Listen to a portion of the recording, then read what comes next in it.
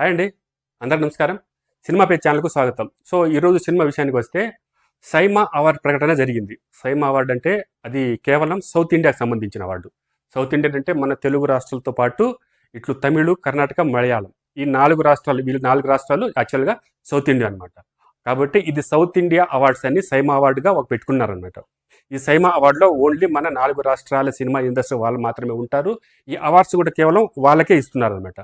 So ఈ award ప్రకటన జరిగింది. కాకపోతే ఈ అవార్డు ప్రజెంటేషన్ అది నెక్స్ట్ మంత్ అనమాట. అంటే సెప్టెంబర్ 25, 26 సెప్టెంబర్ 26లో ఈ అవార్డు ప్రజెంటేషన్ అయితే జరుగుతుంది. ఎక్కడంటే దుబాయ్లో అనమాట. యాక్చువల్గా దుబాయ్లోనే ఈ ప్రోగ్రామ్ని, ఈ ఫంక్షన్ని అక్కడే ప్లాన్ చేశారనమాట.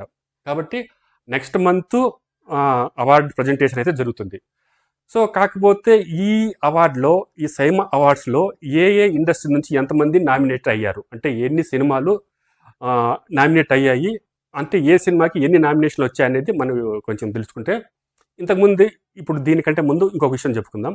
యాక్చువల్గా రీసెంట్గా ఆర్మాక్ సంస్థ అది రిలీజ్ చేసిన ఒక మోస్ట్ పాపులర్ హీరో ఆ లిస్ట్లో చూసుకుంటే అంటే ఒక 10 మందిని వాళ్ళు రిలీజ్ చేశారనమాట. అంటే ఇండియాలో బాగా ప్రచురణ, అంటే ప్రాముఖ్యత, అంటే ఒక మోస్ట్ ఇంపార్టెంట్, అంటే పాపులర్ సంపాదించుకున్న హీరోలు లిస్ట్లో చూసుకుంటే ఒక 10 మంది లిస్ట్ని వాళ్ళైతే రిలీజ్ చేశారు. ఆ 10 మంది లిస్ట్లో ఏకంగా 6 మంది మన తెలుగు హీరోలే ఉన్నారు. సో అందులో ప్రభాస్ నెంబర్ 1 ప్లేస్లో ఉన్నారనమాట. అట్లా ఇప్పుడు ఇండియన్ వైడ్గా చూసుకున్నా కూడా మన తెలుగు హీరోలే టాప్లో ఉన్నారనమాట. ఒక 6 మంది టాప్, ఫస్ట్ నుంచి 6 మంది మన హీరోలే ఉన్నారు. సో ఇప్పుడు ఇది సౌత్ ఇండియన్ అంటే కేవలం మన 4 రాష్ట్రాలకు సంబంధించిన హీరోలు, వీళ్ళకు సంబంధించిన ఇదనమాట, ఇది అవార్డ్స్ అనమాట.